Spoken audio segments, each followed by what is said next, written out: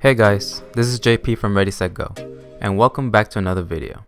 Today, I want to talk about one of the most storied franchises in the NFL, the Pittsburgh Steelers, and just how likely they are to win the AFC North this upcoming season. Now, as all Steelers fans should know, the team had quite a forgettable season last year, with Ben Roethlisberger going down Week 3 against the Seahawks, James Conner giving fantasy teams a headache by missing 6 games, and dealing with nagging injuries throughout the whole year, Juju Smith-Schuster not being able to fulfill the role as number 1 receiver after Antonio Brown's trade to the Raiders, and just a lethargic offense that the defense had to carry each and every single game.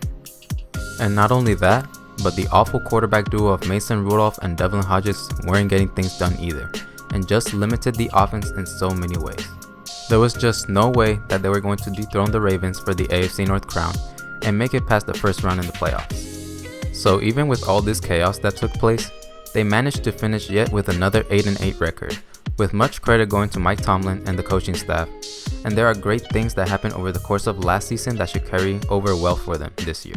And yes, although the Ravens do seem to be in prime position to win the AFC North yet again, barring any major injuries to Lamar Jackson, here's why I believe the Steelers have a legit chance of taking the AFC North crown this year and potentially making a deep playoff run. First, let's talk about this defense. After seemingly struggling in the first 3 games, giving up 465 yards to the Patriots, 425 yards to Russell Wilson and the Seahawks, and 436 yards to the 49ers, the defense flat out balled out and flipped the switch for the rest of the season once free safety Minkah Fitzpatrick came into the fold.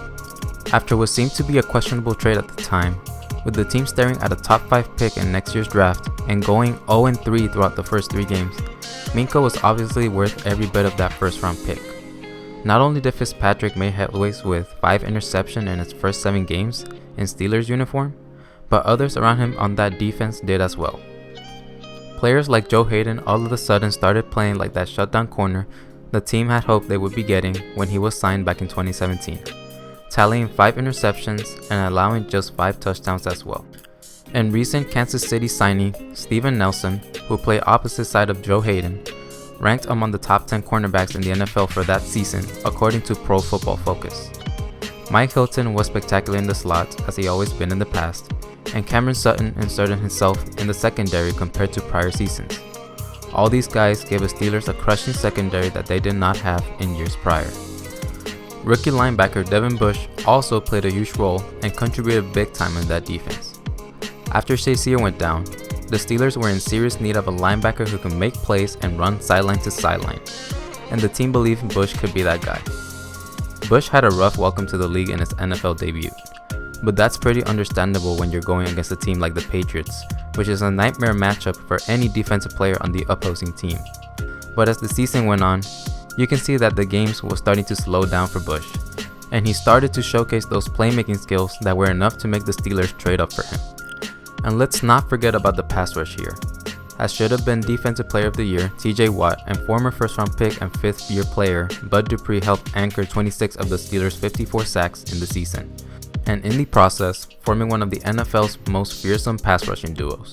Cameron Hayward also stepped up big time after the team lost defensive end Stephon Tuitt to a torn pectoral muscle, and who was on pace to have the best season of his career, tallying 3.5 sacks throughout 6 games. Javon Hargraves also helped fill that void nicely.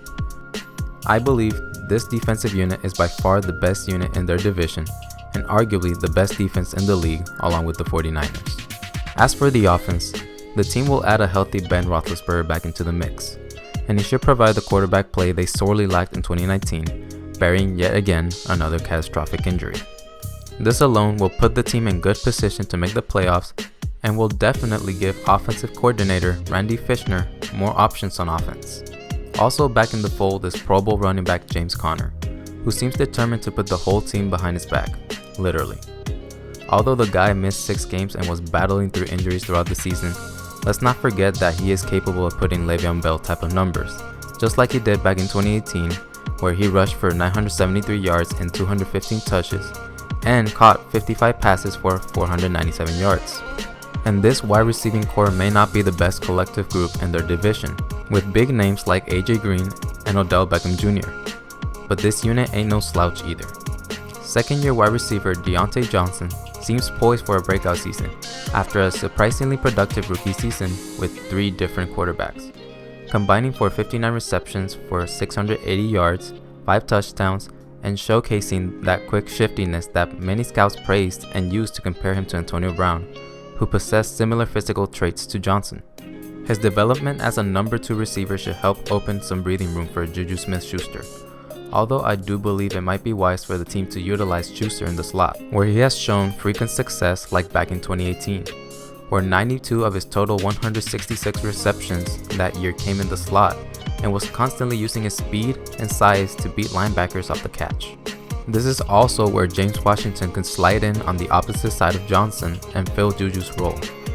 Now I know that counting on Vance McDonald to stay healthy is probably a little far-fetched, but if he does end up being healthy, he adds an additional weapon for Ben Roethlisberger, along with new free agent signee Eric Ebron, who caught 13 touchdown passes in Indianapolis 2 seasons ago. With 2 great pass-catching tight ends at the team's disposal, this will allow the Steelers to deploy a 2 tight end set similar to what the New England Patriots did back then with Rob Gronkowski and Aaron Hernandez. And Roethlisberger does have a new weapon that was recently drafted, Chase Claypool. Claypool is measured in at 6'4", 238 pounds, and clocked in at 4.42 in the 40-yard dash, and measured a vertical leap of 40.5 inches at the combine. He gives Ben a tall target in the end zone and a freakish receiver that he hasn't had ever since the Steelers traded Martavis Bryant to the Raiders. His combine numbers also draw comparison to a receiver with similar physical traits, DK Metcalf, who measured in at 6'5", 225 pounds and exploded for a 4.33 at the 40-yard dash and a vertical jump of 40.5 inches. I believe Claypool will add a nice new dimension to this offense and should serve as one of the most impactful rookies the Steelers drafted this year. My biggest concern for this team ends up being in the nose tackle position. The team did let go of Javon Hargraves, who was a big piece of this defense. The team hasn't found a legitimate replacement at the nose tackle position and seem content with giving Dan McCullers the starting nod, who is average at best. With a division full of running backs with names such as Mark Ingram, Nick Chubb, Kareem Hunt, and Joe Mixon, I worry the team will be exposed in the middle of that defense. Overall guys, this offense looks poised to surprise many next season and should be able to give the team a much better chance to win games. Combine that with a top 3 defense who took the whole league by storm last season, and a schedule that seems to be less excruciating than last year, and you have a team that is a legitimate threat to contend in the AFC and give the Baltimore Ravens a run for their money. So guys, if you made it till the end of this video, don't forget to leave a thumbs up and subscribe to the channel. Also, let me know your thoughts on who you guys think will win the North this year. This is JP for Ready.Set.GO. Till next time.